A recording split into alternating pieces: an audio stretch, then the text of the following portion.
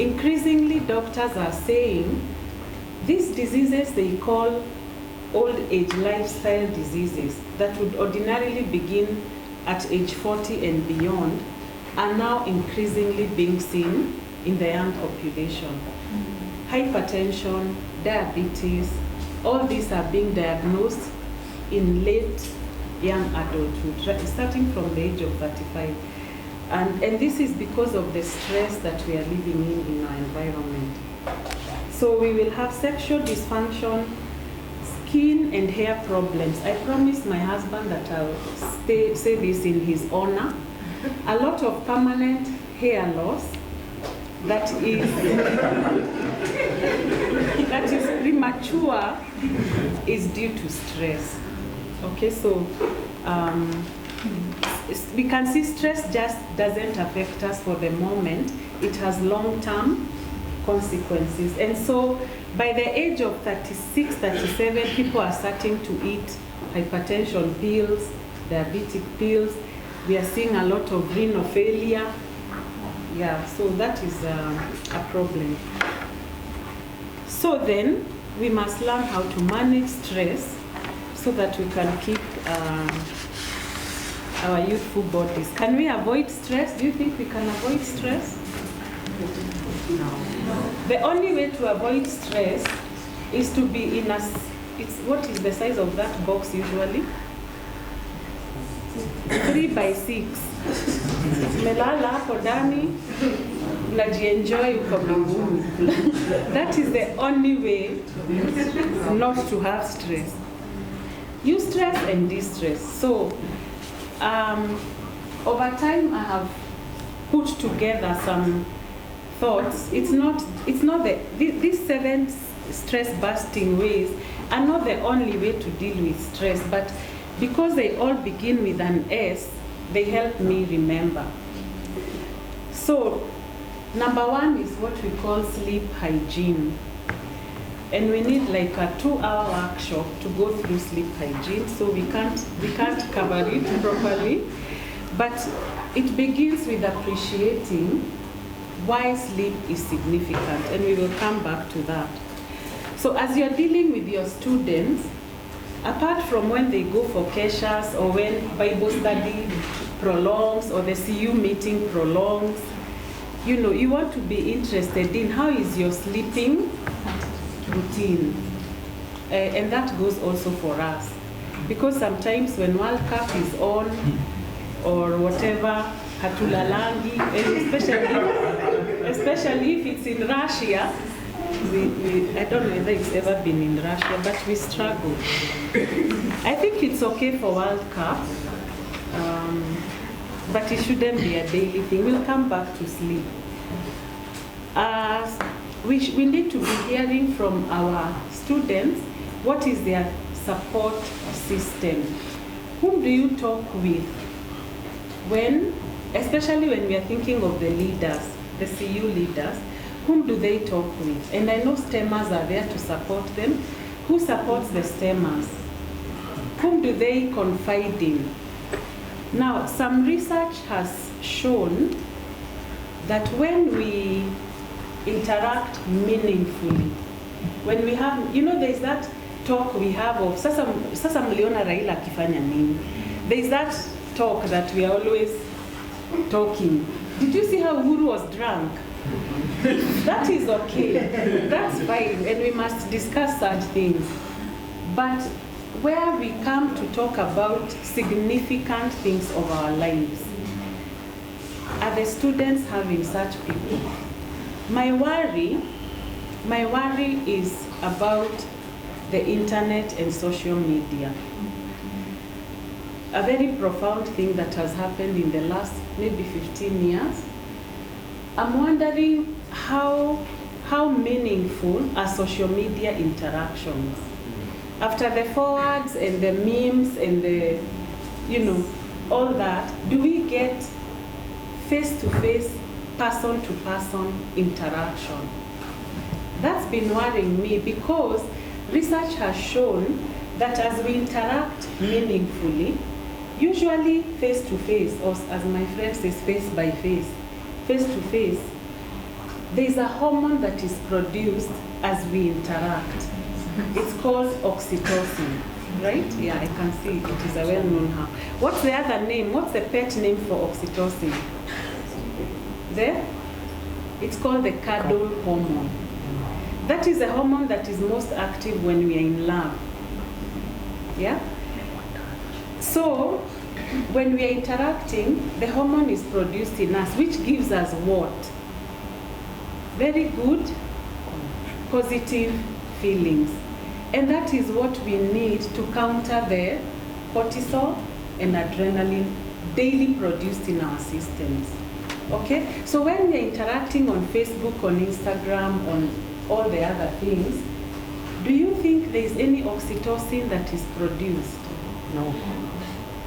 If any, perhaps very kidogo sana.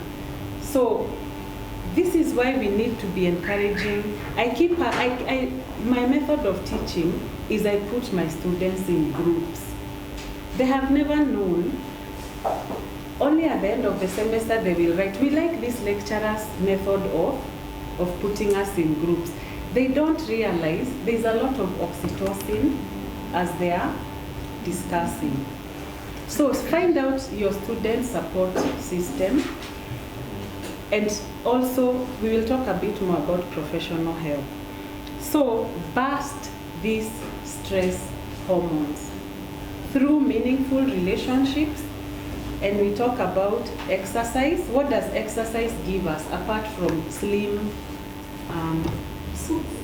bodies that have been elusive to some of us for most of life? What hormone does exercise give us? They are called what? Hamjawahi zisikia? Endorphins or endorphins. Some people say endorphins. Endorphins are natural painkillers. That's why when you are sitting like this, you are not feeling pain. Otherwise, sitting down is a very painful. Can you imagine the bones cracking against each other? But we have a natural. Can you see how God is wise? Natural painkillers. But when we exercise, these are produced in huge quantities, and they counter the cortisol and they counter all the other stress hormones. Now, this is a question I have really been thinking about. What do we as Christians do for recreation? Because we are looking for pleasant activities that will counter the unpleasantness of stress. What do? We don't go clubbing. We condemn it in the severest terms. Do we go hunting? What are? Yes? Hiking. Maybe we go hiking. What are the? How do we relax in the evening? We may go for Bible study. Or for prayer meeting in church. Yes? I see you meeting. How do you relax on a day-to-day basis? Unaenda sasa side hustle. Tunaendanga side hustle, si ndio? Okay, for me, Desta is my side hustle, which is where I spend most of my time. So am I really relaxing? Yeah, so this is something I've really been thinking about. Is there a way we can have a recreational center for Christians? You know, just for, hakuna pombe, hakuna, but a nice, we can shoot, a shooting pool acceptable in these circles. We can play table tennis, we can actually relax. Guys of the world, the men meet in the bar in the evening. Where do our brothers, what happens with our brothers? Naona wanakuwa kipara wakiwa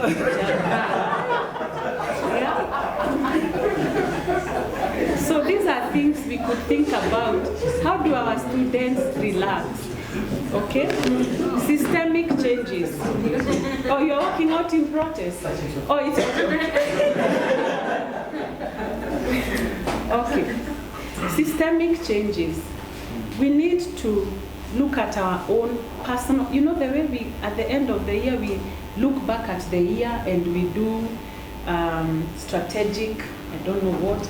All those things, we need to do them to ourselves. You know, find out what in my system is not working for me.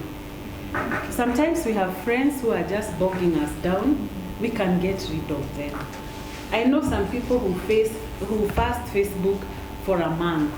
You know, what are these? We need to prune the things that are in our life that are whatever. So this is something I tell my clients, be selfish.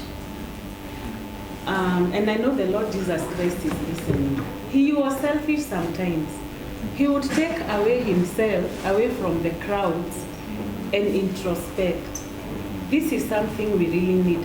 What do you do that is just for yourself? Mamas are always doing for the house, for the children, for their friends, but never doing for themselves. The gentlemen are always thinking about big projects like paying rent and buying a house. You know, but what do you do for yourself that gives you a rush of endorphins in your system? Recently, I've discovered jazz music, just instrumental jazz. And that just, as I was coming today, I was so nervous. I'm thinking, guy, all this brings of focus. I'm going to be talking with them. I just put on jazz music. And I met Ezekiel and I was okay. Yeah, so also learn to be a skeptic. Don't accept everything you hear. Just because so and so has a sponyo, I also must have a sponyo. You know what is a sponyo? You people, you deal with these guys who have sponyo. Yeah, so you don't have to accept everything life throws at you. Who said you must have a PhD? Maybe your hand is in business. You know, so we don't have to succumb to everything. We don't have to follow the other person's path. Stresses people. Okay, I think I'm going to skip a few things. But let me say the last point, a stress mindset.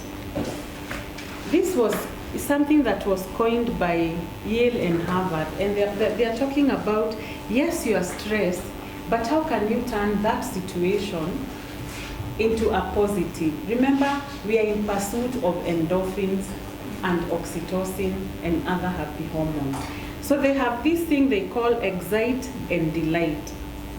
When you're very stressed, look for something that will give you the same symptoms of a stress response.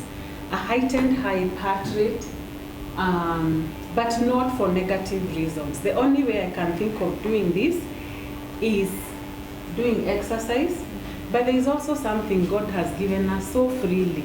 It's called laughter. It's very hard to force yourself to laugh. But I've tried it. I thought, let me just see this thing. And so I just started.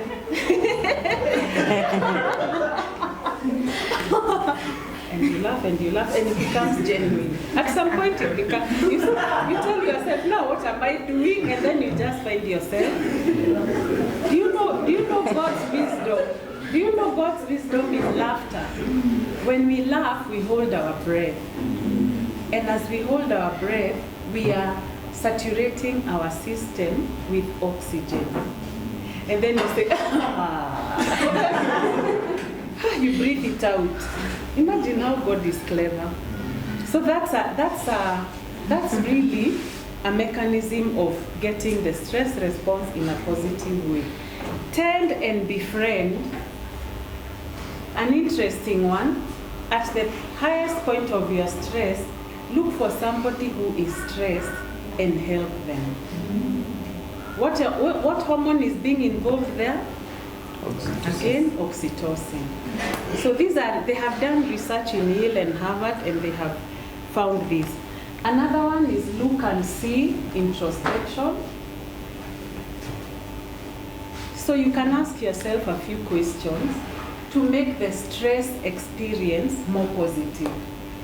Are you learning anything from this experience? is it a waste of an experience? At least I'm stressed like this reading for the exam, but I've learned new things as I read. Somebody said anything becomes interesting if you look hard enough. And I'm in the school of thought of philosophers who believe that introspection is a source of knowledge. It doesn't have to come through the senses. You can think and think and think and think about something until you get, to put it in spiritual terms, a breakthrough. Okay? Yeah, so those are some of the tried and tested. So let's talk a little about, I don't think we have time.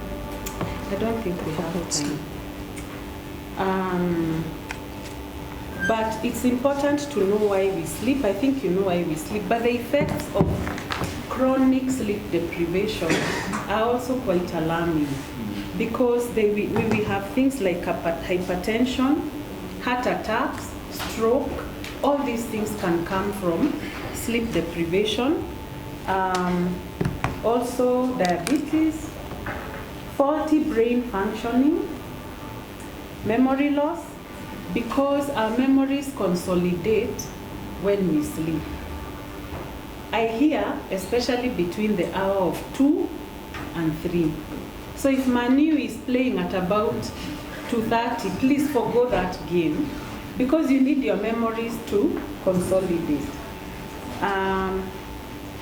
Lack of sleep attacks our immune system. Antibodies fail to produce during times of stress.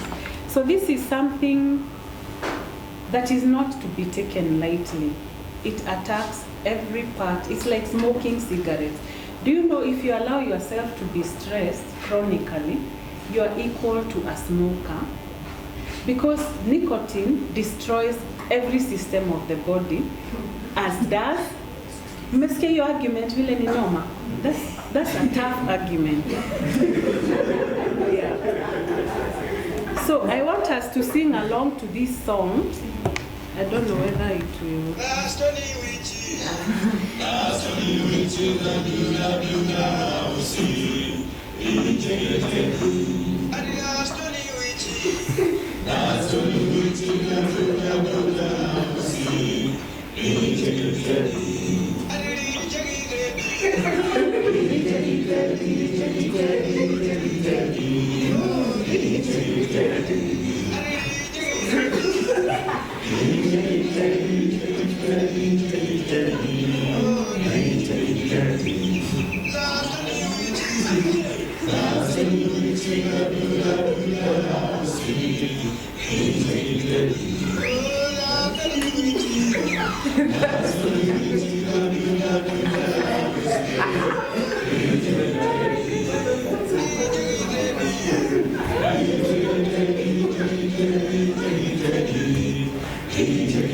Okay, thank you.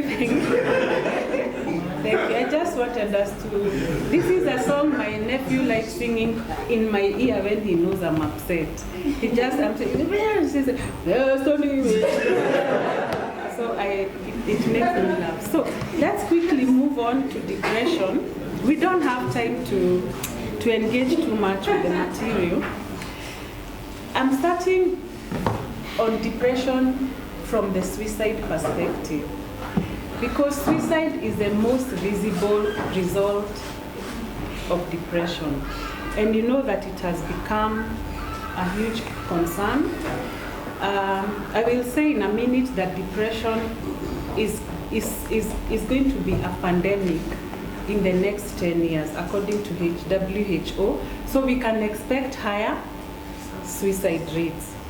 So a bit about suicide is Kenya is 114 out of 147. Sorry, that's a mistake. So at least we are doing something. I don't know what you make about that. But 421 people committed suicide in Kenya in 2017, according to the report that came out last year, and 330 of those were men. Wow. Suicide is associated with mental disorders, and like depression, which we are going to look at. A fact of depression, 1.9 Kenyans have been reported. Note, the word is reported. So we don't know how many out there have not been diagnosed. 1.9 Kenyans in 2005. And Kenya is 6th in Africa of those who have high numbers of depression. Do you mean 1.9 million? 1.9 million, sorry. Not a Kenyan and a half. Yeah, 1.9 million, yes. More women worldwide are depressed, same situation in Kenya. So among the depressed people, 2/3 are women. I don't know how to put that in ratio. Yet, more men commit suicide. Yeah, because when a man decides, he will do everything. I have dealt with several suicide cases in my practice. I don't like it when it's a man who comes and tells me they're having suicidal ideations. I always know chances are very high I will lose this one. But the ladies, we talk and we deal with it. So this is what WHO said in 2001. By 2020, depression will be the leading cause of disability in the world. In 2001, we said 2020 ni mbali. We will never see 2020. Where is 2020 now? 9 months away. Is it? 10 months away or something like that. So as you are talking about cases of students with depression increasing, they are right in the statistics. This is what was expected. So it's a serious problem, not uniquely Kenyan. Globally, 300 million people have depression. Actually, in psychology, we call it the common cold of mental illness. Nona tuhoma-homa. Depression is a kahoma-homa of mental illness.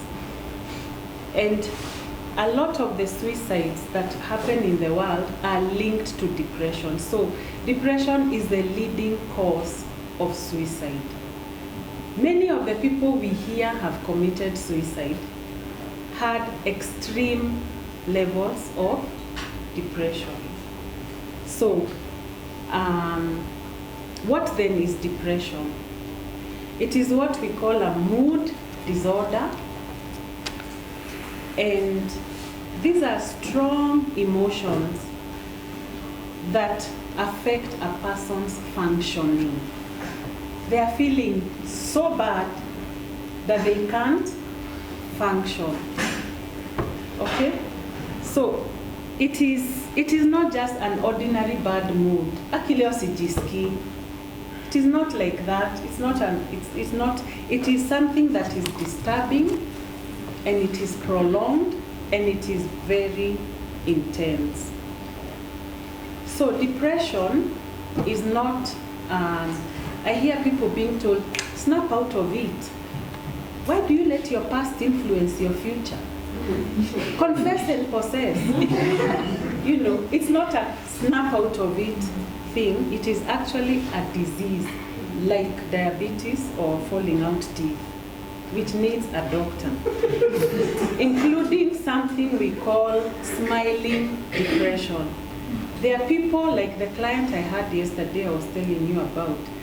She's very vivacious, very excited, has all the symptoms of depression, but you don't see it on their face. And these are mostly the people who commit suicide, because it's a smiling one. You just see, you just see a lot of smiles. So how do we know the way the person is presenting this mood? Kila siku anakuanga moody. How do we know it is a mood that we should be concerned about? The person is clearly having misery, pain, agony, and they are suffering. And then their behavior is deviant, is not ordinary behavior. And there is a huge debate in psychology. What is bizarre? If my mother dies and I shave my hair, is that bizarre? So there's a huge, but in we know our culture well. We would know when somebody is behaving weirdly. And then that behavior causes them, or that mood makes them not function. So they are dysfunctioning, they are not able to go to work, they are not able to go to class. So many dysfunction, inability to function. And then they are a danger to themselves and a danger to others. Most depressed people have very high what we call suicidal ideation. Not just a simple wish. I'm sure if I asked, how many of you have said at one point or other, I wish I could. Of course, as Christians say, I long to be with the Lord.